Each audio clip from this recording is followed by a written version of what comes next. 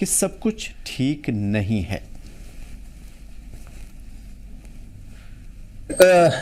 कर्रा साहब जो हैं वो कांग्रेस के अध्यक्ष हैं और मैं उनको भी मशवरा दे दूंगा कि अगर अफवाहें हैं तो अफवाहें के ऊपर बात नहीं करनी चाहिए। अफवाह होती है। तो मैं समझता हूं कि जो अलायंस पार्टनर हैं हम, फारूक साहब फाउंडर मेंबर हैं अलायंस पार्टनर के, तो हम वो बात करेंगे। तो अगर अफवाहें उड़ाते हैं लोग तो हमको अफवाहों पर बात ही नहीं करनी चाहिए। बिल्कुल चल रही है, अभी तक कोई ऐसा कोई इशू नहीं अभी जिसके ऊपर कोई डिस्प्यूट है। बाकी जो उन्होंने कहा है वो बिल्कुल दुरुस्त है, लेकिन साजिश हमेशा होती रहेगी, होती आई है, उसको मुकाबला करना है। हमारा जो कोलिशन है नेशनल कॉन्फ्रेंस के साथ, वो प्री पोल अलायंस है और हम सरकार का समर्थन कर रहे हैं और ये सरकार का भी हम समर्थन कर रहे हैं। सरकार चलेगी। तो इसमें जो र्यूमर्स थे जितने भी, उसको कर्रा साहब ने अपना स्टेटमेंट दे के विराम दे दिया है और हम उसकी तायद करते हैं। जिस दिन सरकार बनी थी उसी दिन कांग्रेस की तरफ से ये साफ कर दिया गया था कि जब तक स्टेटहुड नहीं मिलेगा तब तक हम बाहर से समर्थन करेंगे। ऑफिशियली कांग्रेस के अंदर सरकार के अंदर कांग्रेस पार्टिसिपेट नहीं करेगी। कांग्रेस ने तो कोई नाराजगी जाहिर ही नहीं की, ना कोई नाराजगी है। तो जो बेतुकी बातें थी, जो र्यूमर्स थे, उनको विराम तो प्रेसिडेंट कर्रा साहब ने खुद ही लगा दिया। अब सवाल कई सारे। सवाल यह है कि क्या वाकई कांग्रेस में सब कुछ ठीक चल रहा है? अगर एनसी कांग्रेस में सब कुछ ठीक चल रहा है तो आलोचनाएं क्यों हो रही हैं? एक दूसरे के साथ इख्तलाफात क्यों हैं? क्या एनसी बीजेपी की तरफ ज़्यादा झुकाव महसूस कर रही है? लोग ऐसा महसूस कर रहे हैं या फिर कहिए कि सियासी लीडरान ऐसा कह रहे हैं। हालांकि पीडीपी ने जारहाना रुख ज़रूर अपनाया है, लेकिन जाहिर है कि कहीं ना कहीं सियासी मफाद से ज़्यादा अवामी मफाद भी इसमें वाबस्ता हो सकते हैं। किसी की नीयत पे सवाल नहीं उठाया जा सकता, लेकिन जो सिनेरियो बन रही है, जो सिचुएशन बन रही है, उससे साफ जाहिर है कि एनसी के अपने स्टेटमेंट, कांग्रेस के अपने स्टेटमेंट, दोनों कहीं ना कहीं एक दूसरे के साथ मैच नहीं कर रहे, मिसमैच हो रहे हैं। तो आज इस खास डिबेट में हमारे साथ मौजूद होंगे नेशनल कॉन्फ्रेंस से भी और उसके साथ साथ पीडीपी और कांग्रेस से भी। पीडीपी से हमारे साथ सैयद तजम्मुल साहब जुड़े हुए हैं, शुक्रिया हमारे साथ जुड़ने के लिए तजम्मुल साहब। और सीनियर कांग्रेस लीडर मुजफ्फर डार साहब भी हमारे साथ जुड़े हुए हैं। मुजफ्फर साहब, आपकी तरफ सीधा आएंगे और सवाल ये है हमारा कि क्या वाकई एनसी और कांग्रेस में जिस तरह की बातें चल रही है, क्या वाकई सब कुछ ठीक ठाक है? क्योंकि बीच बीच में आलोचनाएं होती हैं तो लोगों को जरूर महसूस होता है कि अंदरूनी तौर पे खटपट है। आपका बहुत बहुत शुक्रिया जी, और आपको मेरी तरफ से सलाम और सब देशवासियों को मेरी तरफ से अस्सलाम वालेकुम। देखिए, ठीक चल रहा है तो ये अफवाहें होती रहेंगी, ये तो पहले से भी थे, आज भी ऐसे अफवाहें चल रही है, ऐसी कोई बात नहीं है। हमने पहले ही दिन क्लियर कर दिया था कि हम कैबिनेट में शामिल नहीं होंगे जब तक स्टेटहुड हमें ना मिले, जब तक वो स्टेटहुड जो फुल स्टेटहुड हो, वो स्टेटहुड नहीं जो सुनने में आया है कि इन्होंने अमेंडमेंट करके बीजेपी वालों ने उसका सत्यानाश कर दिया है। लेकिन हम फुल स्टेटहुड चाहते हैं, तो तब जाके, लेकिन हमारा जो सपोर्ट है वो नेशनल कॉन्फ्रेंस को है। और इसी असना में आज हमारे प्रेसिडेंट जेके के प्रेसिडेंट तारिक हमीद कर्रा साहब, उन्होंने भी क्लियर कर दिया आज, और जो अफवाहें थी वो भी क्लियर हो गया। हर एक को ये पता चला कि मुजफ्फर डार साहब, चूंकि आप सीनियर लीडर हैं, जाहिर है कि आपसे कोई चीज ढका छुपा नहीं होगा, लेकिन सवाल इस वजह से भी बन रहे हैं कि ऐसा महसूस किया जा रहा है सियासी गलियारों में, खासतौर पे मीडिया इंडस्ट्री में भी, कि एनसी का ज्यादा झुकाव बीजेपी की तरफ है, आपसे कहीं ज्यादा। नहीं, देखिए, वो हो सकता है, वो उनकी अपनी वो होगी, कमजोरी हो, क्या हो, वो उनका अपना है। लेकिन जहां तक हमारे जो कॉमन मिनिमम प्रोग्राम, जो हमारे साथ जो इंडिया ब्लॉक में वो शामिल है, जब तक वो है वो तो है, लेकिन हमारी तरफ से ऐसा कुछ नहीं है। लेकिन अगर कभी उनकी तरफ से कुछ ऐसा हुआ कि जिसको हमें लगे कि ये ठेस पहुंचा रही है, तब जाके तो कुछ सोचा जा सकता है। लेकिन इस टाइम ऐसा कुछ नहीं है। तो देखिए, अभी प्राइम मिनिस्टर आए थे, ऐसा नहीं है वो कहा उसके साथ अब लड़ाई शुरू करेंगे। मतलब हर एक का तरीकेकार होता है, हर एक काम का। तो लेकिन उसी अंदाज से, लेकिन उतना नहीं है जितना अभी। देखिए, अभी 100 डेज हो गए हैं, अभी आप आहिस्ता आहिस्ता देखिए आगे होता है क्या। अभी 2-3 महीना और दीजिए, देखते हैं तो सब लोगों को भी पता चलेगा कौन कितने पानी में है। तो ये इतनी जल्दी तो ये क्लियर नहीं होगा। चलिए, कौन कितने पानी में है ये हम जरूर आपसे इस चीज के बारे में पूछेंगे, क्योंकि आने वाला चुनाव डीडीसी पंचायत के हैं, तो जाहिर है कि इसके बारे में भी हम आपसे जानेंगे। सैयद तजम्मुल साहब, मैं आपकी तरफ आऊंगा। क्या वाकई पीडीपी कांग्रेस, एनसी और बीजेपी के दरमियान फंस चुकी है? उसे अपना रास्ता निकलने का नजर नहीं आ रहा है, आवाम के सामने खुद को कैसे रिप्रेजेंट करे? पीडीपी इस चीज को समझ नहीं पा रही। देखिए, कैसर टीवी का बहुत बहुत शुक्रिया, आप सभी टीम का, मुजफ्फर साहब का भी, और बाकी जो मेहमान डिबेट में आएंगे जी।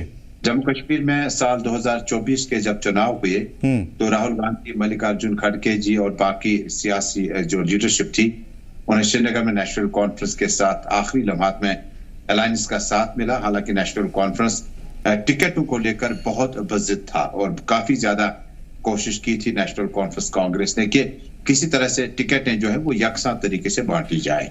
बहरहाल ये मरहला निकल गया और आहिस्ता आहिस्ता जब जम्मू कश्मीर की सरकार बनी, एक वाज़िया मैंडेट के साथ नेशनल कॉन्फ्रेंस जो है वजीर आला मुंतखब करने में कामयाब हुई। काबीना के 5 रुफ़का के साथ ये इजलास जो है, कल भी काबीना का इजलास तलब किया गया था। लेकिन पीपल्स डेमोक्रेटिक पार्टी का स्टैंड जो है, जिस तरह से मुजफ्फर साहब ने कहा कि कांग्रेस पार्टी एक वाजिया और ठोस 370 के आसपास में जो स्टेटहुड है उसकी बात करता है, लेकिन कांग्रेस पार्टी के कंपल्शन अपने हैं, क्योंकि महाराष्ट्र, उसके बाद नई दिल्ली में इलेक्शन होंगे, उनके अपने मामलात हो सकते हैं।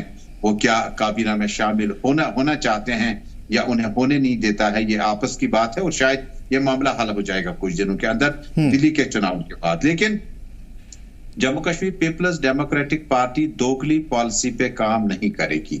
हमने कहा 4 अगस्त 2019 के जो बीच में तजम्मुल साहब आपको रोक रहा हूं, ये दोगली पॉलिसी कौन सी है, कौन अपना रहा है, इसे भी जरूर वाज़ेह कर दे, क्योंकि आवाम को जानना बहुत जरूरी है।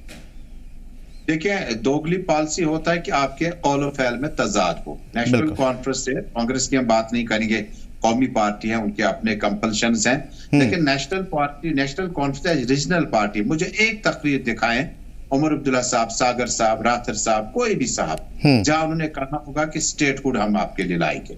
उन्होंने कहा कि उमर अब्दुल्ला साहब ने, हम इंतखाबी वादों का जिक्र कर रहे हैं, वजीर आला बनने के बाद ये अचानक से ये वादे जो है इनसे इनहराफ कैसे किया जा सकता है?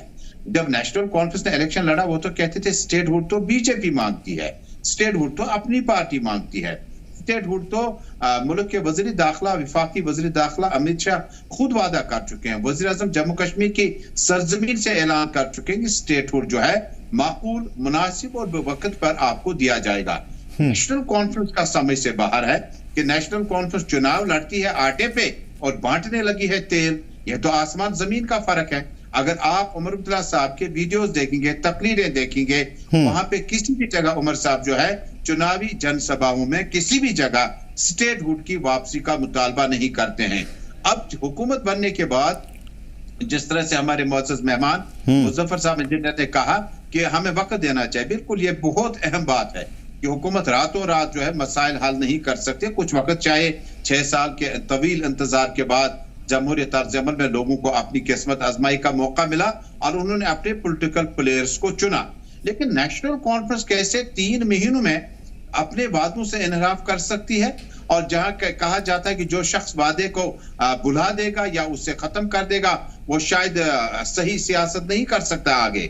मुझे यकीन है कि जम्मू कश्मीर में जिस अंदाज से नेशनल कॉन्फ्रेंस देर सवेर, आज तो कुछ और मामला चल रहे हैं, आज तो डोगरा महाराजा के 370 के साथ डॉक्टर साहब का भी बयान आया। मुझे लगता है कि जब जम्मू कश्मीर एक्सीड हुआ था उसके बाद जो कॉन्स्टिट्यूशनल गारंटीज जम्मू कश्मीर को फोर फादर्स मुल्क के दिए, उन्हें वापसी का रास्ता हम तलाश कर रहे हैं। Jammu Kashmir Peoples Democratic Party half state, statehood या कोई भी इस तरह की जो सेंटर की मर्जी है वो जब जिस वक्त चाहे दे सकते हैं, जिस वक्त चाहे नहीं दे दें। लेकिन उमर अब्दुल्ला साहब एंड नेशनल कॉन्फ्रेंस जो है वो ट्रैप में लोगों को फंसा रही है। पहले 35 से 370 के दफात की वापसी का तज़किरा करके कहा आप हमें वोट दो, हम पब्लिक सेफ्टी एक्ट खत्म करेंगे, आप हमें वोट दो। पहले ही कैबिनेट मीटिंग में जो है हम कई दफात को, बल्कि आप सभा की भी कई मौकों पर बात की थी, डेलीवेजर्स को 200 यूनिट्स और उसके बाद कुकिंग गैस वगैरह जो है गैस सिलेंडर्स घर तक पहुंचाए जाएंगे। नेशनल कॉन्फ्रेंस ने अपने इंतखाबी मंशूर, जिससे इंग्लिश में इलेक्शन मैनिफेस्टो कहते हैं, उसे इनहराफ किया। अब वो इसका कोई नाम बदल कर पेश करें। मुझे लगता है यही दोगली पॉलिसी है। अगर ये दोगली पॉलिसी है, ठीक है, समझ में आती है बात, लेकिन उस वक्त पीडीपी कहां थी जब 10 साल से ब्यूरोक्रेट आवाम के लिए अपने दरवाजे नहीं खोलते थे और किसी तरह की उनकी बातें नहीं सुनी जाती थी, सरकारी दफ्तरों के चक्कर लगाते लगाते आवाम थक जाती थी। उस टाइम पे पीडीपी कहां थी? सरकार को बने हुए 3 महीने हुए तो पीडीपी कैसे जग गई? देखिए, आप जिन बरसों का जिक्र कर रहे हैं, इन बरसों के दौरान जम्मू कश्मीर में परिसीमन हुआ, डिवीजन हुआ, रिवीजन हुआ, इलेक्टोरल वार्ड्स तब्दील किए गए, डिलिमिटेशन को अपने हिसाब से किया गया। आपको इल्म होगा कि अनंतनाग को राजौरी के साथ जोड़ा गया। आपको इल्म होगा कि ये जो इलाका मुजफ्फर साहब की कॉन्स्टिट्यूंसी या मेरी कॉन्स्टिट्यूंसी है, वहां से 25-30 किलोमीटर के दूसरे इलाके हमारे साथ जोड़ दिए गए। उसके बाद जम्मू कश्मीर में अगर आपको याद होगा कि डॉक्टर फारूक अब्दुल्ला साहब ने, आपको पूरा याद होगा, अर्बन लोकल बॉडीज का सिटे अवे कहा था कि नहीं? महबूबा मुफ्ती साहिबा ने, चूंकि पीएचडी चल रहा था, डॉक्टर फारूक अब्दुल्ला सीनियर सियासी कप्तान के तौर पर आए थे, महबूबा मुफ्ती साहिबा ने उनका साथ दिया। उसके बाद अर्बन लोकल बॉडीज के इलेक्शन हुए, जिस पार्टी ने भी जीता, जिन इंडिविजुअल्स ने भी जीता, म्युनिसिपैलिटी भी बनी, 5 सरपंच भी बने। उसके बाद पीएचडी का आहिस्ता चलकर जो इकट्ठे इलेक्शन लड़े गए डीडीसी चुनावों के लिए, नेशनल कॉन्फ्रेंस, कांग्रेस और पीपल्स डेमोक्रेटिक पार्टी सभी तो मैदान में थे। और हम तो डे फर्स्ट से कह रहे थे कि इंतखाबात जो है उसको अवाम से दूर नहीं रखा जा सकता है। पीडीपी इन बरसों में इंतखाबात में भी थी और 370-35 की सियासी जदोजहद जो है उसके लिए सड़कों पर भी थी, डिटेंशन सेंटर्स में भी थे। और जिस तरह की कुर्बानी से पीडीपी को गुजरना पड़ा, 50 से 60 legislators, member of Lok Sabha, member of Rajya Sabha, vice chairman, जिनको पार्टी से तोड़ कर दूसरी पार्टियों में भेजा गया।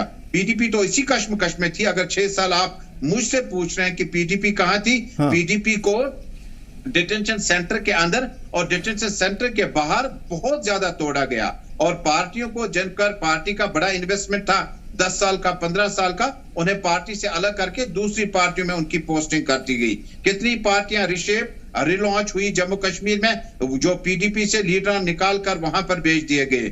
इसी तरह से पीडीपी ने 4 अगस्त 2019 के बाद जब जम्मू कश्मीर में इंतखाबात हुए, हमने बढ़ चढ़ कर हिस्सा लिया। नतीजा कुछ भी हो, नेशनल कॉन्फ्रेंस ने आखिरी लम्हात में पीएचडी को भी खुद को अलग किया और कांग्रेस पार्टी को अपने साथ इसलिए रखा ताकि ये दोनों पार्टियां आपस में लगें कि ये बीजेपी के विरोध में इलेक्शन लड़ रही है और उसका बेनिफिट ऑफ डाउट जो है। बिल्कुल, तो सवाल फिर भी वही खड़े हो रहे हैं तजम्मुल साहब कि आखिर इतनी कुर्बानियों के बावजूद पीडीपी इतना पीछे कैसे रह गई? 28 सीटें जीतती है और वोट फीसद सबसे ज्यादा रहता है, लोगों का साथ इतना ज्यादा रहता है, हुकूमत बनाती है, लेकिन उसके बावजूद इतनी कुर्बानियां दी। जेल से रिहा होने के लिए सबसे पहले पीडीपी की आवाज बुलंद होती है। नौजवानों को टेररिज्म से, मिलिटेंसी से खदेड़ करके बाहर मेन स्ट्रीम में जोड़ने का काम पीडीपी करती है। डेवलपमेंट के जितने प्रोजेक्ट हमने श्रीनगर और दूसरे शहरों में देखे हैं, पीडीपी का नाम लोग लेते हुए नजर आते हैं, लेकिन उसके बावजूद भी पीडीपी इस मर्तबा क्यों पीछे रह जाती है? मैं इसका जवाब जरूर लूंगा आपसे। मुजफ्फर डॉक्टर साहब, मैं आपकी तरफ आऊंगा। भले ही आप ये कहें कि इख्तलाफात नहीं है, लेकिन इख्तलाफात की डोर साफ तौर पे झलक रही है और इख्तलाफात इस वजह से भी है फिलहाल कि जिस तरीके से भी पीडीपी की सूरत हाल हम देख पा रहे हैं, क्योंकि उनके जो कारनामे हैं उसे नज़रअंदाज नहीं किया जा सकता। क्या पीडीपी की तरह कांग्रेस भी हताशा महसूस कर रही है? कभी किसी की आलोचनाएं, कभी अपने आप को बेहतर दिखाने की कोशिशें, हालांकि जो सच्चा होता है उसे सच्चाई दिखाने की जरूरत नहीं होती, आवाम देख लेती है। तो क्या आवाम तक आपकी पहुंच नहीं हो पा रही है? नहीं, देखिए, आवाम तक भी पहुंच हमारी है, आवाम भी सपोर्ट कर रही है, लेकिन कहीं पे जो हमने अलायंस किया उसमें कई, मतलब देखिए, उसमें हम मतलब पीछे ही रह गए थोड़ा सा, क्योंकि मतलब ये तो बहुत, देखिए, हमें पहले ही इन्होंने कहा, तजम्मुल साहब ने, कि हमें कंट्री लेवल पे चलना होता है, कंट्री का देखना होता है, पूरा हिंदुस्तान का देखना होता है। सर, इलेक्शन जम्मू कश्मीर में होगा तो जम्मू कश्मीर पे पहले ध्यान देंगे। उमर साहब कहते हैं कि भाई आप काहिली दिखा रहे हैं, जम्मू रीजन पे आपका ध्यान नहीं है। देखिए, अब जो हमारे साथ पार्टियां जो थी, जो अलायंस पार्टनर जो इंडिया ब्लॉक में थी, देखिए हमें तो उनके साथ सलाह मशवरा करके हम तो उसके खिलाफ जा नहीं सकते। अगर हम एक जगह तोड़ते तो दूसरी जगह भी टूट जाता। तो इसीलिए जो हमारा जो इंडिया ब्लॉक, हम चाहते हैं कि इंडिया ब्लॉक और मजबूत हो, क्योंकि हमारी लड़ाई जो थी वो कि सब कुछ ठीक नहीं है। कर्रा साहब जो हैं वो कांग्रेस के अध्यक्ष हैं, और मैं उनको भी मशवरा दे दूंगा कि अगर अफवाहें हैं तो अफवाह के ऊपर बात नहीं करनी चाहिए। अफवाह होती है। तो मैं समझता हूं कि जो अलायंस पार्टनर हैं हम, फारूक साहब फाउंडर मेंबर हैं अलायंस पार्टनर के, तो हम वो बात करेंगे। तो अगर अफवाहें उड़ाते हैं लोग तो हमको अफवाहों पर बात ही नहीं करनी चाहिए। बिल्कुल चल रही है, अभी तक कोई ऐसे कोई इशू नहीं अभी जिसके ऊपर कोई डिस्प्यूट है। बाकी जो उन्होंने कहा है वो बिल्कुल दुरुस्त है, लेकिन साजिश हमेशा होती रहेगी, होती आई है, उसको मुकाबला करना है। हमारा जो कोलिशन है नेशनल कॉन्फ्रेंस के साथ, वो पीपल अलायंस है, और हम सरकार का समर्थन कर रहे हैं, और ये सरकार का भी हम समर्थन कर रहे हैं। सरकार चलेगी। तो इसमें जो र्यूमर्स थे जितने भी, उसको कर्रा साहब ने अपना स्टेटमेंट देके विराम दे दिया है, और हम उसकी तायद करते हैं। जिस दिन सरकार बनी थी उसी दिन कांग्रेस की तरफ से ये साफ कर दिया गया था कि जब तक स्टेटहुड नहीं मिलेगा तब तक हम बाहर से समर्थन करेंगे। ऑफिशियली कांग्रेस के अंदर सरकार के अंदर कांग्रेस पार्टिसिपेट नहीं करेगी। कांग्रेस ने तो कोई नाराजगी जाहिर ही नहीं की, ना कोई नाराजगी है। तो जो बेतुकी बातें थी, जो र्यूमर्स थे, उनको विराम तो प्रेसिडेंट कर्रा साहब ने खुद ही लगा दिया। अब सवाल कई सारे। सवाल यह है कि क्या वाकई कांग्रेस में सब कुछ ठीक चल रहा है? अगर एनसी कांग्रेस में सब कुछ ठीक चल रहा है तो आलोचनाएं क्यों हो रही हैं? एक दूसरे के साथ इख्तलाफात क्यों हैं? क्या एनसी बीजेपी की तरफ ज़्यादा झुकाव महसूस कर रही है? लोग ऐसा महसूस कर रहे हैं, या फिर कहिए कि सियासी लीडरान ऐसा कह रहे हैं। हालांकि पीडीपी ने जारहाना रुख ज़रूर अपनाया है, लेकिन जाहिर है कि कहीं ना कहीं सियासी मफाद से ज़्यादा अवामी मफाद भी इसमें वाबस्ता हो सकते हैं। किसी की नीयत पे सवाल नहीं उठाया जा सकता, लेकिन जो सिनेरियो बन रही है, जो सिचुएशन बन रही है, उससे साफ जाहिर है कि एनसी के अपने स्टेटमेंट, कांग्रेस के अपने स्टेटमेंट, दोनों कहीं ना कहीं एक दूसरे के साथ मैच नहीं कर रहे, मिसमैच हो रहे हैं। तो आज इस खास डिबेट में हमारे साथ मौजूद होंगे नेशनल कॉन्फ्रेंस से भी, और उसके साथ साथ पीडीपी और कांग्रेस से भी। पीडीपी से हमारे साथ सैयद तजम्मुल साहब जुड़े हुए हैं, शुक्रिया हमारे साथ जुड़ने के लिए तजम्मुल साहब। और सीनियर कांग्रेस लीडर मुजफ्फर डार साहब भी हमारे साथ जुड़े हुए हैं। मुजफ्फर साहब, आपकी तरफ सीधा आएंगे, और सवाल ये है हमारा कि क्या वाकई एनसी और कांग्रेस में जिस तरह की बातें चल रही है, क्या वाकई सब कुछ ठीक ठाक है? क्योंकि बीच बीच में आलोचनाएं होती हैं तो लोगों को जरूर महसूस होता है कि अंदरूनी तौर पे खटपट है। आपका बहुत बहुत शुक्रिया जी, और आपको मेरी तरफ से सलाम, और सब देशवासियों को मेरी तरफ से अस्सलाम वालेकुम। देखिए, ठीक चल रहा है, तो ये अफवाहें होती रहेंगी। ये तो पहले से भी थे, आज भी ऐसे अफवाहें चल रही है, ऐसी कोई बात नहीं है। हमने पहले ही दिन क्लियर कर दिया था कि हम कैबिनेट में शामिल नहीं होंगे जब तक स्टेटहुड हमें ना मिले, जब तक वो स्टेटहुड जो फुल स्टेटहुड हो, वो स्टेटहुड नहीं जो सुनने में आया है कि इन्होंने अमेंडमेंट करके बीजेपी वालों ने उसका सत्यानाश कर दिया है। लेकिन हम फुल स्टेटहुड चाहते हैं, तो तब जाके, लेकिन हमारा जो सपोर्ट है वो नेशनल कॉन्फ्रेंस को है। और इसी असना में आज हमारे प्रेसिडेंट जेके के प्रेसिडेंट तारिक हमीद कर्रा साहब, उन्होंने भी क्लियर कर दिया आज, और जो अफवाहें थी वो भी क्लियर हो गया। हर एक को ये पता चला कि मुजफ्फर डार साहब, चूंकि आप सीनियर लीडर हैं, जाहिर है कि आपसे कोई चीज ढका छुपा नहीं होगा, लेकिन सवाल इस वजह से भी बन रहे हैं कि ऐसा महसूस किया जा रहा है सियासी गलियारों में, खासतौर पे मीडिया इंडस्ट्री में भी, कि एनसी का ज्यादा झुकाव बीजेपी की तरफ है, आपसे कहीं ज्यादा। नहीं, देखिए, वो हो सकता है, वो उनकी अपनी वो होगी, कमजोरी हो, क्या हो, वो उनका अपना है। लेकिन जहां तक हमारे जो कॉमन मिनिमम प्रोग्राम, जो हमारे साथ जो इंडिया ब्लॉक में वो शामिल है, जब तक वो है वो तो है, लेकिन हमारी तरफ से ऐसा कुछ नहीं है। लेकिन अगर कभी उनकी तरफ से कुछ ऐसा हुआ कि जिसको हमें लगे कि ये ठेस पहुंचा रही है, तब जाके तो कुछ सोचा जा सकता है। लेकिन इस टाइम ऐसा कुछ नहीं है। तो देखिए अभी प्राइम मिनिस्टर आए थे, ऐसा नहीं है वो कहा उसके साथ अब लड़ाई शुरू करेंगे, मतलब हर एक का तरीकेकार होता है हर एक काम का। तो लेकिन उसी अंदाज से, लेकिन उतना नहीं है जितना अभी देखिए अभी 100 डेज हो गए हैं। अभी आप आहिस्ता आहिस्ता देखिए आगे होता है क्या, अभी 2-3 महीना और दीजिए, देखते हैं तो सब लोगों को भी पता चलेगा कौन कितने पानी में है। तो ये इतनी जल्दी तो ये क्लियर नहीं होगा। चलिए कौन कितने पानी में है ये हम जरूर आपसे इस चीज के बारे में पूछेंगे, क्योंकि आने वाला चुनाव डीडीसी पंचायत के हैं, तो जाहिर है कि इसके बारे में भी हम आपसे जानेंगे। सैयद तजम्मुल साहब, मैं आपकी तरफ आऊंगा, क्या वाकई पीडीपी कांग्रेस, एनसी और बीजेपी के दरमियान फंस चुकी है? उसे अपना रास्ता निकलने का नजर नहीं आ रहा है, आवाम के सामने खुद को कैसे रिप्रेजेंट करे? पीडीपी इस चीज को समझ नहीं पा रही। देखिए कैसर टीवी का बहुत बहुत शुक्रिया, आप सभी टीम का, मुजफ्फर साहब का भी और बाकी जो मेहमान डिबेट में आएंगे जी।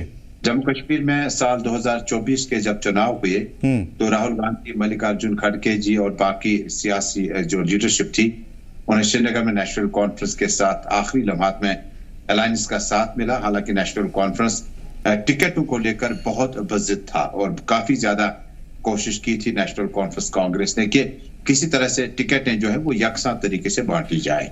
बहरहाल ये मरहला निकल गया और आहिस्ता आहिस्ता जब जम्मू कश्मीर की सरकार बनी, एक वाज़िया मैंडेट के साथ नेशनल कॉन्फ्रेंस जो है वजीर आला मुंतखब करने में कामयाब हुई।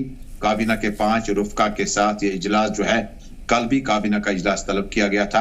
लेकिन पीपल्स डेमोक्रेटिक पार्टी का स्टैंड जो है, जिस तरह से मुजफ्फर साहब ने कहा कि कांग्रेस पार्टी एक वाजिया और ठोस 370 के आसपास में जो स्टेटहुड है उसकी बात करता है, लेकिन कांग्रेस पार्टी के कंपल्शन अपने हैं, क्योंकि महाराष्ट्र, उसके बाद नई दिल्ली में इलेक्शन होंगे, उनके अपने मामला हो सकते हैं। वो क्या काबीना में शामिल होना चाहते हैं या उन्हें होने नहीं देता है, ये आपस की बात है और शायद ये मामला हल हो जाएगा कुछ दिनों के अंदर दिल्ली के चुनाव के बाद। लेकिन Jammu Kashmir Peoples Democratic Party दोगली पॉलिसी पे काम नहीं करेगी।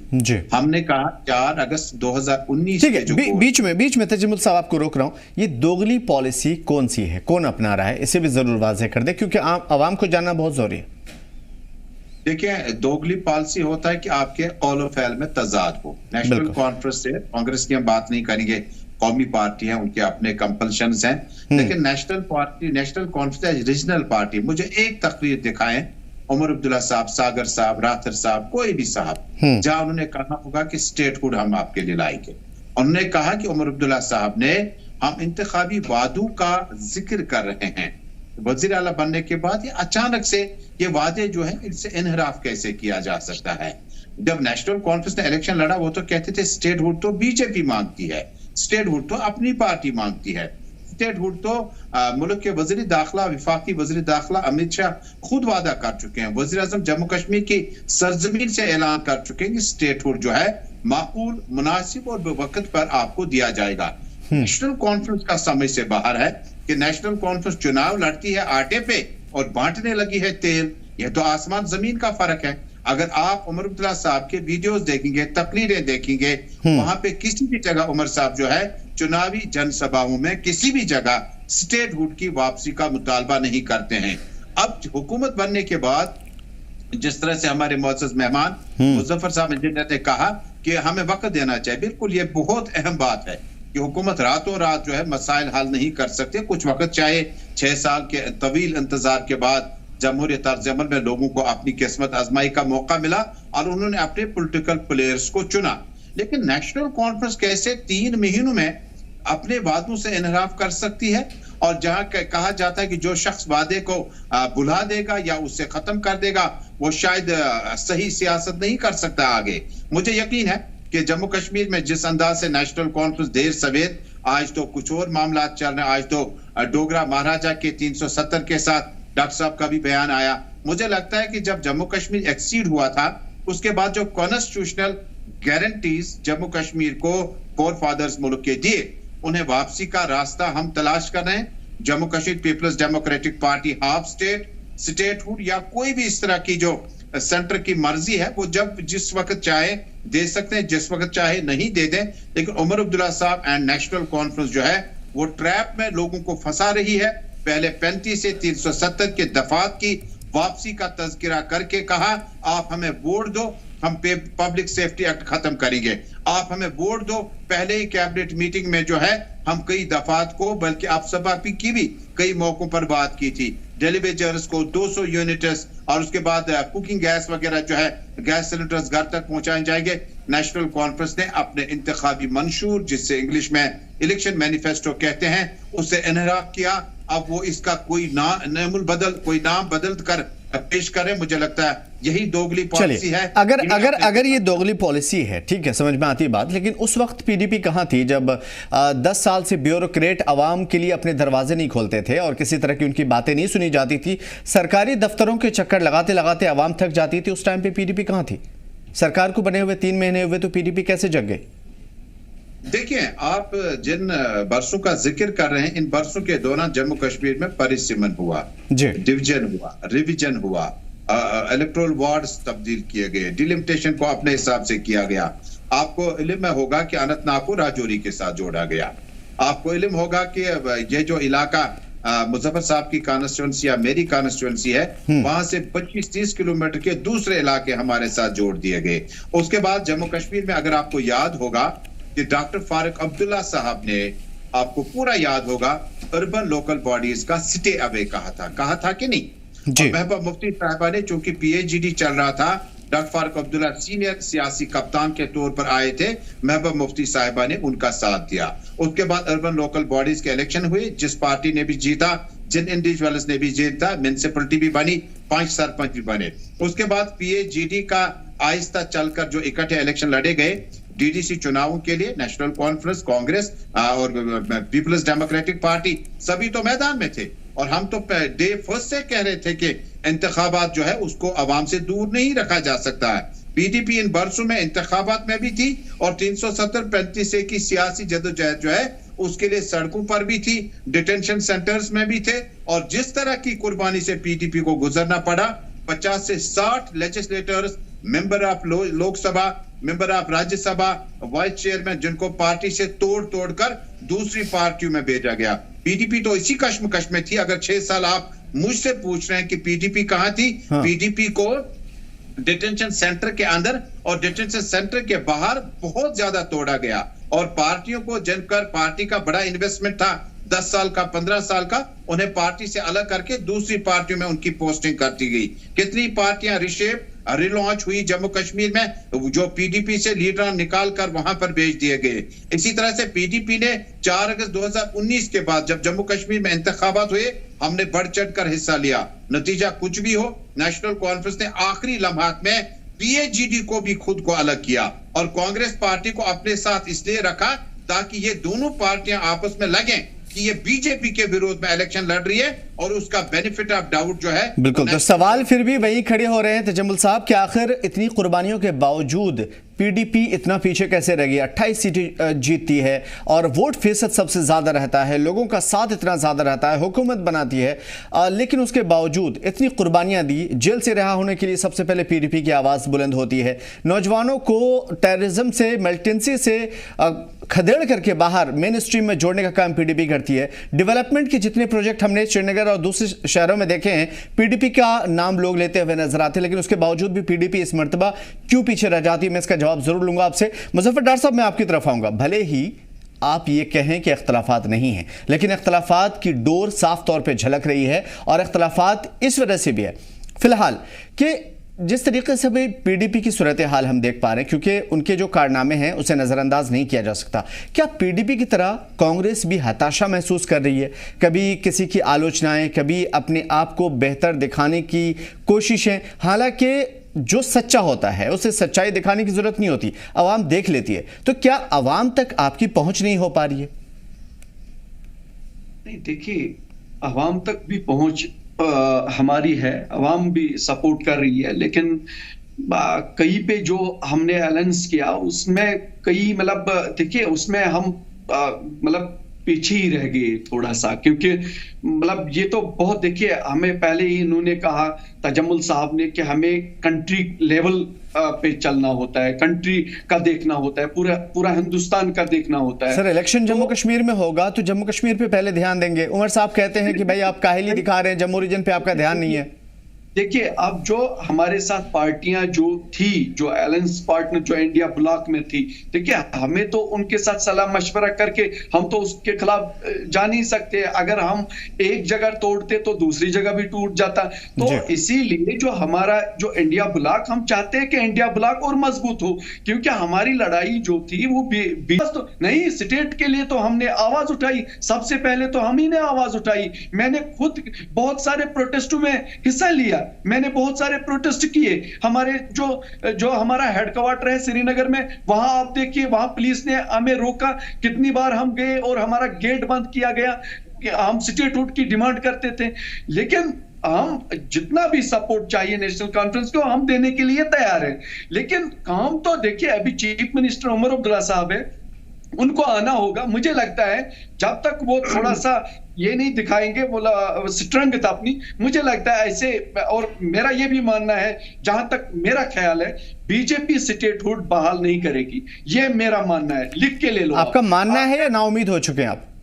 नहीं, नाउम्मीद नहीं, मुझे पहले से ही, मैंने पहले भी स्टेटमेंट दिए बहुत सारे कि जो बीजेपी सरकार है वो कभी ये नहीं चाहेगी कि हम स्टेटहुड यहां बहाल करेंगे। और जब भी स्टेटहुड यहां बहाल होगा, वो कांग्रेस जब आएगी, कांग्रेस की सरकार होगी, वो यहां स्टेटहुड देगी और बीजेपी नहीं, क्योंकि बीजेपी चाहेगी नहीं। क्योंकि देखिए, बीजेपी तो तंग करेगी नेशनल कॉन्फ्रेंस को, ये तो कॉमन सेंस की बात है। वो तो इनको यहां काम करने नहीं देंगे, और ये पहले ही पता था, ये मैं भी पहले ही जानता था। वो आपने दिल्ली का हाल नहीं देखा है? दिल्ली में आप देखिए, केजरीवाल और वो जो एलजी वहां के लेफ्टिनेंट गवर्नर, बार बार उनसे पंगा होता था। उसी तरह यहां जो बीजेपी है वो काम नहीं करने देगी। ये तो सीधी सी बात है, ये सीधा सा फंडा है। वो नहीं चाहेंगे कि नेशनल कॉन्फ्रेंस या कांग्रेस के खाते में ये। चलिए तजम्मुल साहब से भी इसका जवाब लेते हैं। सैयद तजम्मुल साहब, जिस तरीके की सिचुएशन आ रही है, आप कांग्रेस भी कह रही है कि भाई बीजेपी देने वाली नहीं है, तो फिर क्या पीडीपी मसीहा बन रही है जम्मू कश्मीर की, या सिर्फ अपनी सियासी जमीन मजबूत करने के लिए आलोचनाओं में घिरी हुई है? देखें, जिस तरह से इमरान साहब या मुजफ्फर साहब ने बताया, चूंकि पेशेंस के साथ अगर बातों को सुना जाएगा, बड़ी खंदा पेशानी के साथ, उमर अब्दुल्ला साहब तो डिटेंशन सेंटर से बाहर आकर ही कहे कि बीजेपी से तवक्को नहीं की जा सकती कि वो जम्मू कश्मीर के लोगों को वो दर्जा बहाल करके दे दी जो उन्होंने छीनी। आज कैसे उमर साहब तवक्को करता है सरकार में आकर? नंबर एक, कांग्रेस पार्टी डार साहब कहते हैं कि मेरी तरफ से ये कोशिश होगी कि स्टेट का दर्जा वापस मिले, लेकिन बीजेपी नहीं देगी।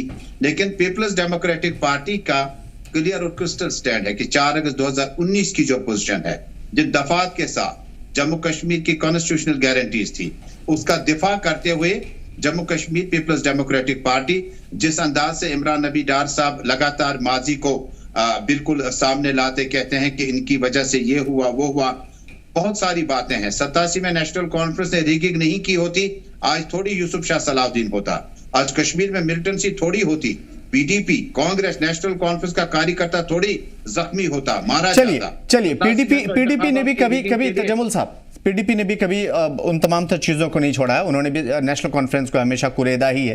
मैं आपसे ये समझूंगा कि आप इंडिया इत्तेहाद में बगैर किसी शर्त के साथ देने के लिए तैयार थे।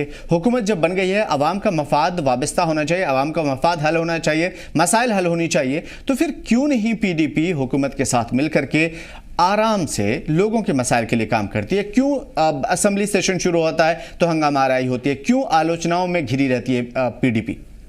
देखिए, मैंने फिर कहा ना, नेशनल कॉन्फ्रेंस के कौल फ़ैल में तजाद है। बाहर ये आई दफा 370 पे इलेक्शन लड़ के, और अंदर बोल रहे हैं कि कॉन्स्टिट्यूशनल गारंटीज है और जम्मू कश्मीर के स्पेशल स्टेटस। हाँ, लेकिन माफी के साथ बीच में मुझे बार बार बोलना पड़ रहा। मैं सिर्फ एक सवाल और करूंगा, बीजेपी से जो ये आप सवाल कर रहे हैं एनसी से, बहुत सारे लोगों का कहना है कि ये तो आप बीजेपी की जुबान बोल रहे हैं, कि उन्हें पता है कि अगर ये 370 पे खुल करके बोलेंगे तो फिलहाल जो अभी बड़े बड़े मसले हैं, पावर का मसला है, रियासत का जो मसला है, वो अधर में पड़ जाएगा। आपकी बात जारी रहेगी। हम कहते हैं इंतखाबी मंशूर में आपने क्या बोला, और हुकूमत को मौका करने का लोगों ने एक मैंडेट दिया, वाज़ेह मैंडेट दिया। इससे कौन इनहराफ कर सकता है? कोई आंखें बंद करके ये कह सकता है कि नेशनल कॉन्फ्रेंस को हुकूमत मत करने दो?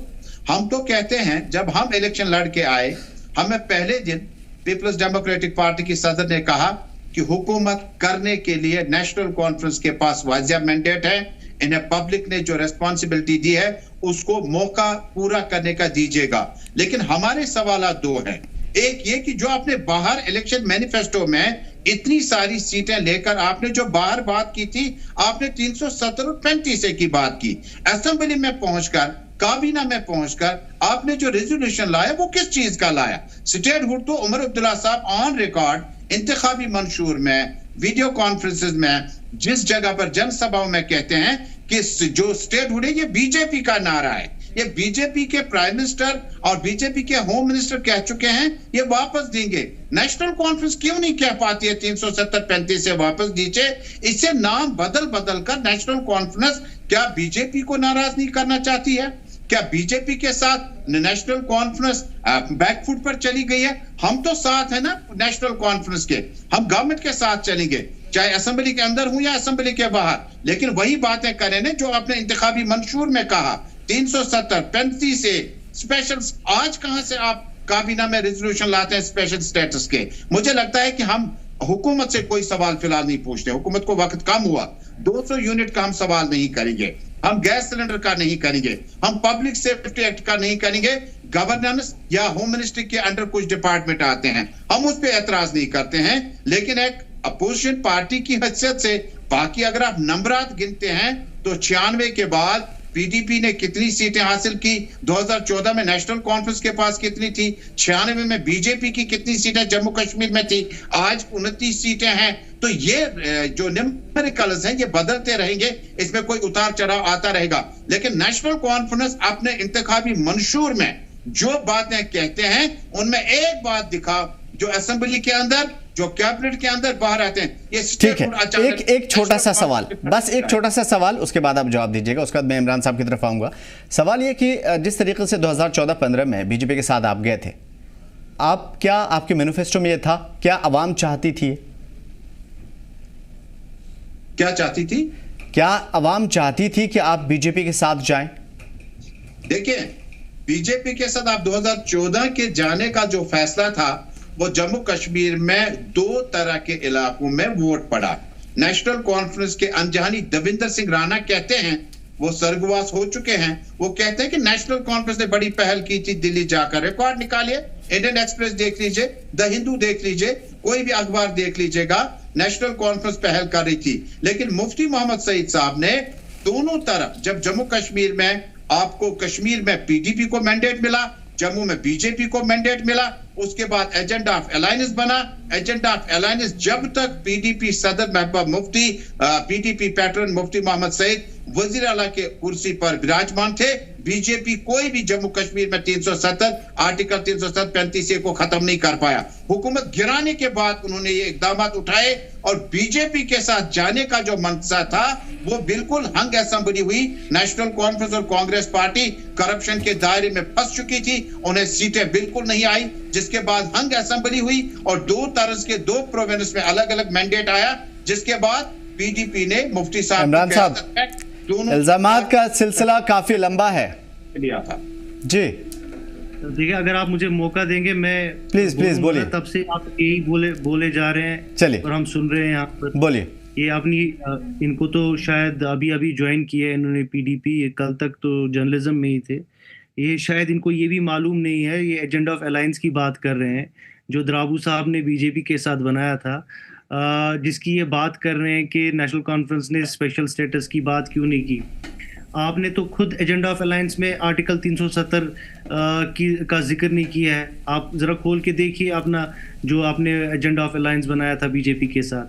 तो नेशनल कॉन्फ्रेंस, और फिर से मैं वही बात दोहराऊंगा, उमर साहब ने कहीं ये नहीं बोला कि आप हमको वोट दो हम 370 वापस लाएंगे। उमर साहब ने बार बार और नेशनल कॉन्फ्रेंस ने बार बार ये बोला है कि 370 कम से कम इस सरकार से वापस लाना नामुमकिन है। जिस सरकार ने उस छीना है हमसे, वो सरकार हमको वापस नहीं दे सकती है। बाद में रही बात जो स्टेटहुड की है, वो खुद इस सरकार ने बोला है कि हम इसको वापस करेंगे। हमने उनसे कोई डिमांड नहीं की है, हम उनको याद दिलाना चाहते हैं कि आपने खुद बोला है कि आपको स्टेटहुड वापस देना है। As far as 370 is concern, हमने आप कोई भी हमारी कैंपेन की कोई स्पीच उठाइए और कहीं पर हमने ये नहीं बोला है कि नेशनल कॉन्फ्रेंस को वोट दो और हम 370 वापस लाएं, इस सरकार से वापस लाएंगे। हमने ये बोला है कि ये एक बहुत बड़ी लड़ाई है और नेशनल कॉन्फ्रेंस कमिटेड है इस लड़ाई को लड़ने के लिए ताकि हम 370 को वापस लाएं। दूसरी बात, अब इमीडिएट इश्यूज हैं, हमको ये देखना पड़ेगा सर्कमस्टेंसेस क्या भी हैं। शायद पीडीपी अपनी सियासी रोटियां बनाने के लिए उस चीज को देखना नहीं चाहती है, लेकिन इमीडिएट इश्यूज हैं, लोगों के मसले हैं, गरीब लोगों के मसले हैं जिनकी नजरें इस टाइम पे सरकार पे हैं। इनकी इन सब हरकतों की वजह से वो सब चीजें सबोटाज हो रही है। ये जो बार बार बीजेपी का नैरेटिव चला रहे हैं, बिल्कुल आपने सही बोला, पीडीपी को ये बीजेपी का नैरेटिव चला रहे हैं। शायद मैं ये पूरा ये इससे नहीं बोल सकता हूं, कंफर्म से, पूरा एश्योरेंस से नहीं बोल सकता, लेकिन मुझे लग रहा है, कहीं पे मुझे लग रहा है कि ये शायद बीजेपी की जबान बोली जा रही है। एक चीज ये बोल रहे हैं कि हमने जी 370 को बचाया, 35 को बचाया। ये वही पीडीपी है जिनकी सदारत में ही सरफियासी एक्ट लगा, जिससे बुनियाद पड़ी यहाँ पर 370 खत्म होने की। ये वही पीडीपी है जिसने यहाँ पर 5 किलो राशन का NFSA national food security act लगवाया। ये वही पीडीपी है जिन्होंने यहाँ पर GST का कानून लगवाया। आपको ये 3 चीज़ें आप याद रखिए, क्योंकि ये 3 चीज़ें बुनियाद बनी उसके बाद, क्योंकि वो बहुत इंपॉर्टेंट था। सरफियासी एक्ट और GST जिसको 370 रोक रहा था, लेकिन पीडीपी की जो इन्होंने एक बैकडोर एक अलायंस किया था, और फ्रंट डोर तो किया था, लेकिन बैकडोर पे इन्होंने बीजेपी के साथ एक वादा किया था कि हम यहाँ इस 370 को पूरा खोखला करके रख देंगे, जो इन्होंने किया। फिर बीजेपी ने क्या किया, जब वहाँ पे कुछ था ही नहीं, GST भी आ गया था, सरफियासी भी आ गया था, सारी चीज़ें आ गई थी, और फिर बीजेपी ने ये किया। दूसरी बात जो इम्पोर्टेंट है, जब, क्योंकि मैं बार बार बोलता हूँ ये, जब महबूबा जी को रिजाइन करने के बारे में बोला गया, तो अगर आप देखेंगे, अगर आप किसी भी कॉन्स्टिट्यूशनल एक्सपर्ट से पूछेंगे क्या महबूबा मुफ्ती साहिबा को रिजाइन करना चाहिए था, बिल्कुल भी नहीं। As an elected chief minister उनको फोन आया चीफ सेक्रेटरी से कि आपको जी सपोर्ट ले लिया है बीजेपी ने, immediately she went ahead and she resign. या तो उनको मालूम नहीं था, या तो उनको इंफॉर्मेशन नहीं थी कि वो कंटिन्यू कर सकती थी, और इमीडिएटली वो सीख कर सकती थी नेशनल कॉन्फ्रेंस का कोऑपरेशन, नेशनल कॉन्फ्रेंस का सपोर्ट, और इमीडिएटली नेशनल कॉन्फ्रेंस उनको सपोर्ट देती। ये सोची समझी साजिश। वो तो कह रहे हैं कि आप दिल्ली में अपनी सियासी जमीन मजबूत करने के लिए दिल्ली का सहारा ले रहे थे।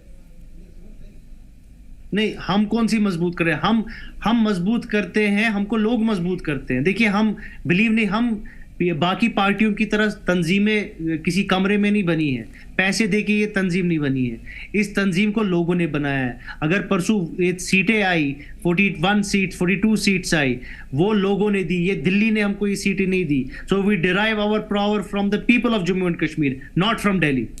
उसमें कोई शक नहीं है। सवाल यह है कि जो पहला जो आपका जुमला था, स्टेटमेंट था, उसके हिसाब से मैंने आपका मैनिफेस्टो फिर से पढ़ा, अभी आप जो बयान दे रहे थे, तो उसमें सर आपने लगातार लिखा है, दूसरे नंबर पे आपका रेस्टोरेशन 370 35A है। तो इस चीज़ से कैसे डिनाई कर सकते हैं आपकी 35A? और नॉट डिनाइंग, नहीं, मैं फिर से वही बात दोहराऊंगा, मैं डिनाई नहीं कर रहा हूँ, ना ही मेरी पार्टी डिनाई कर रही है। मैं बस इतना बोल रहा हूँ कि एक इंक्रीमेंटल अप्रोच लेने की जरूरत है, एक इंक्रीमेंटल अप्रोच, गवर्नमेंट को एक इंक्रीमेंटल अप्रोच लेने की जरूरत है। आप उस सरकार से ये एक्सपेक्ट नहीं कर सकते हो जिस सरकार ने आपसे ये बात छीनी है, जिस सरकार ने 370 छीना है, तो हम इस चीज को एक्सपेक्ट नहीं करते हैं कि ये मोदी सरकार 370 वापस देगी। अब हिकमत क्या बोलती है? हिकमत बोलती है कि इंक्रीमेंटल अप्रोच करना है, बिकॉज बहुत सारे इश्यूज है। हमने 370 की लड़ाई छोड़ी नहीं है। हमने, अगर ये जो कांग्रेस के बैठे हुए हैं, उनने बोला कि बीजेपी ने शायद मन बना लिया है कि वो स्टेटहुड भी नहीं देंगे, तो हम उसके लिए भी तैयार है। उमर साहब ने वाज़ेह, मैं फिर से आपको ये बात दोहराना चाहता हूँ, अगर हमको लगा कि स्टेटहुड वापस नहीं आएगा, तो फिर हम अदलिया के दरवाजे खटखटाएंगे। हाँ, वो तो फाइनल डेस्टिनेशन है। लेकिन इमरान साहब, इतना ज्यादा अप्रोच क्यों, जिसकी वजह से आपकी जो इत्तेहादी जमात है, कांग्रेस भी सवाल उठाने लगे कि भाई पीएम मोदी आए थे, वेलकम करते, तारीफ कर देते, लेकिन इतनी भी ज्यादा कैसा लगे कि भाई आप बिल्कुल झुके जा रहे हैं मरकज के सामने?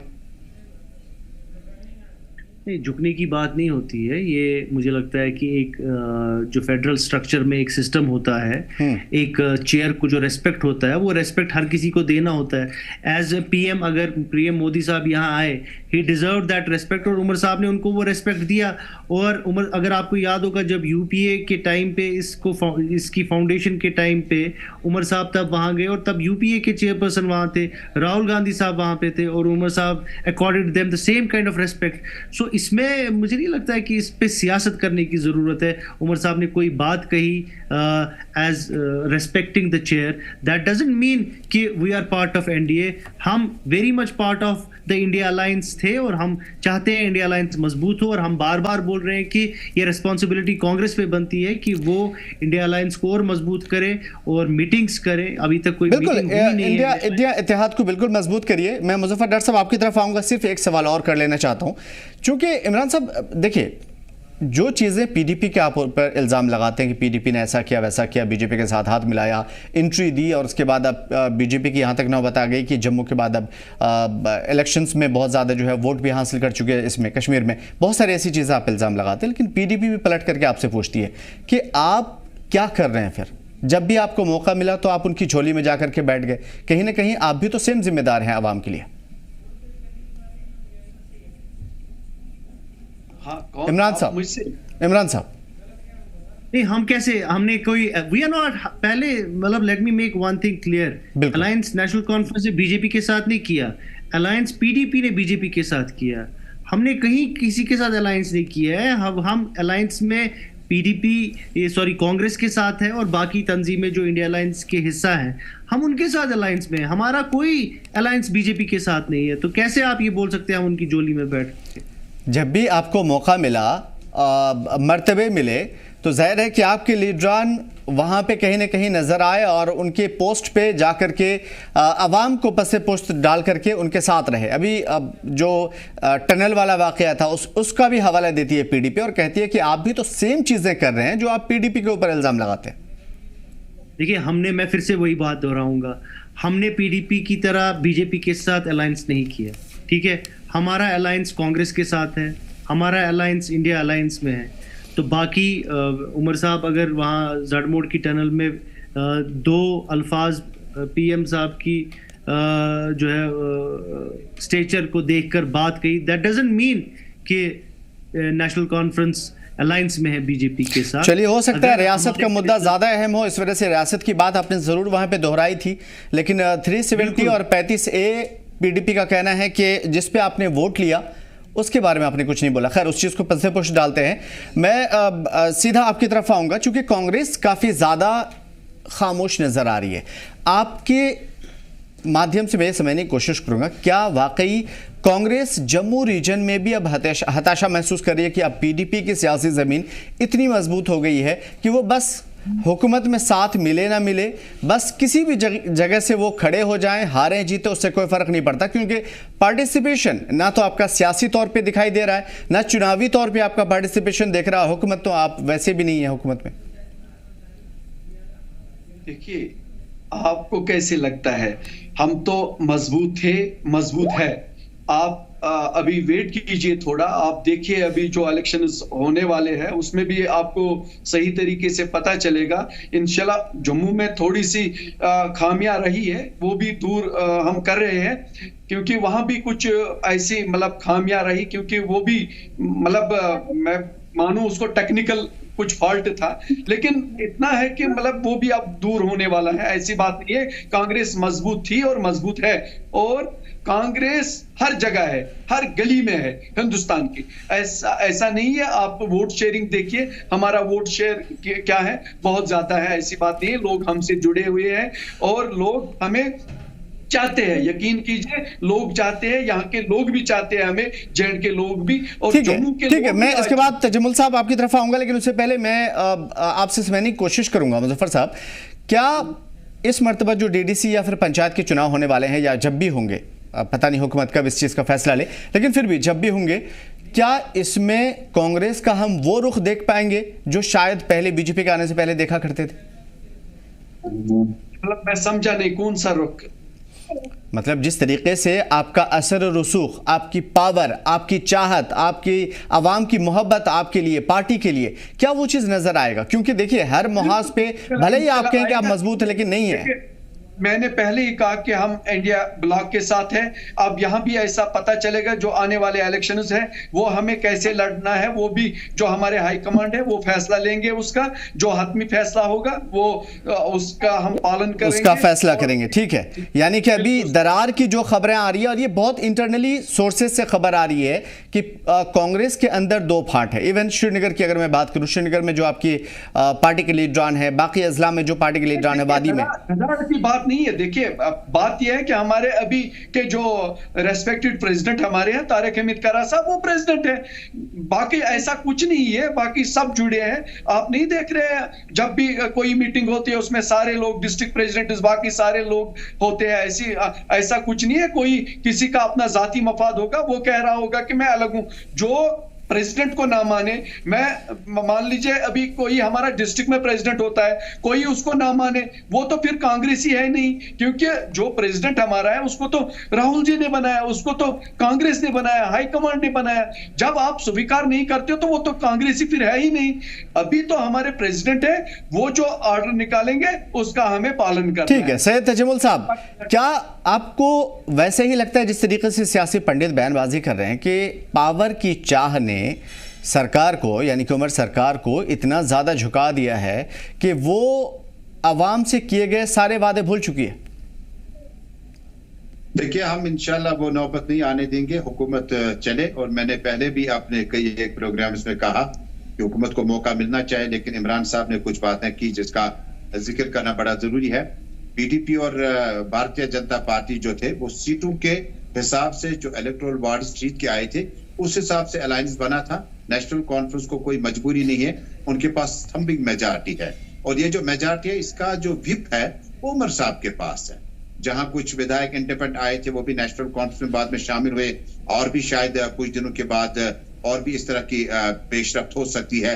लेकिन उमर साहब के पास as National Conference vice president Umar साहब जो हैं और वजीर आला जो उमर साहब है वो उनमें आसमान जमीन का अंतर है। जब आप इमरान साहब ने कहा कि जो प्राइम मिनिस्टर का प्रोटोकॉल है, उनका जो कद है जम्मू कश्मीर में क्या मुल्क भर में, उसके हिसाब से उमर साहब ने बात की। उन्होंने यूपीए 1 यूपीए 2 का भी जिक्र किया। जरा तकरीरें खोलिएगा यूट्यूब पे।